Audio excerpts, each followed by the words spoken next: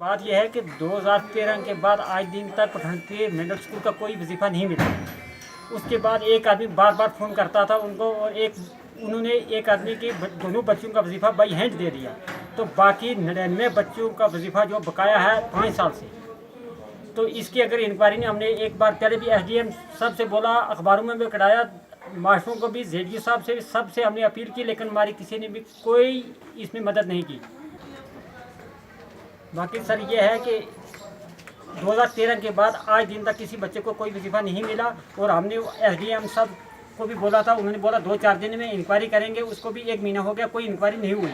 इसलिए हम बच्चों को लेकर रोड पर उतरेंगे और हम फिर वहाँ महकमा के खिलाफ नाराबाजी करेंगे और रोडों को हम जाम कर देंगे।